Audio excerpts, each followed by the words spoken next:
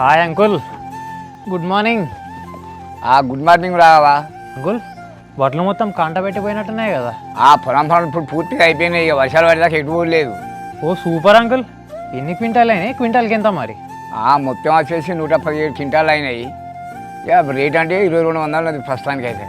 అంటే దగ్గర ఒక 3 లక్షల చిల్లర వచ్చినట్టే కదా. ఏం మిగిలితే రావా, ₹1,00,000 దాకా పెట్టుబడి అయిపోతాయి. మనకి ఏం మిగిలినా 1,50,000 2 లక్షలు వస్తాయి. పిల్లగాడు మా నాన్నతో నేను ముచ్చట పెడతాను, పైకి రమ్మని మెసేజ్ చేద్దాం.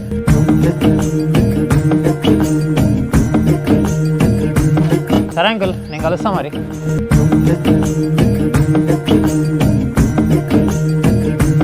పూజానకి పైకి రమ్మని మెసేజ్ చేసినావు. ఏం లేదు కానీ కింద మా నాన్నతో మేము ముచ్చట్లు పెడుతున్నావు. ఏం మాట్లాడుతున్నావు అంతగానం? ఏదో మా పెద్దవాళ్ళ కష్టాలు మాట్లాడుకుంటున్నాం కానీ అయినా ఇంత ఎండలు ఎందుకు పైకి రమ్మని మెసేజ్ చేసినావు?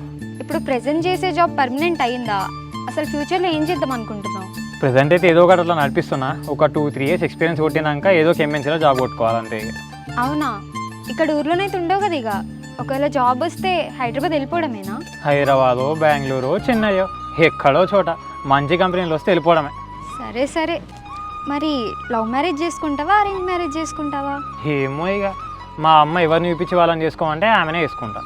మీ అమ్మని పక్కన పెట్టు, నీకంటూ ఒక ఇష్టం ఉండాలి కదా. నీకు కూడా అమ్మాయి నచ్చాలి కదా. చెప్పినా కదా, మా అమ్మ ఇష్టమే నా ఇష్టం. మా అమ్మ ఎవరిని వేసుకోమంటే వాళ్ళని వేసుకుంటా.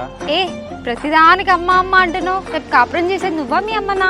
ఓయ్, ఊకుంటుంటే ఎక్కువ మాట్లాడుతున్నావేంది? నా పెళ్ళి మా అమ్మ ఇష్టం అని చెప్తున్నా, అంతే కదా. అది కాదు పిల్లగా, నీకంటూ కొన్ని ఉంటాయి కదా. నాకు ఇట్లాంటి అమ్మాయి కావాలి, అట్లాంటి అమ్మాయి కావాలని, దాని గురించి చెప్తున్నా. మరి నీ అంత అందంగా ఉండకపోయినా పర్లేదు కానీ ఏదో యావరేజ్గా ఉండి మా అమ్మని నన్ను బాగా చూసుకుంటే చాలు నాకు.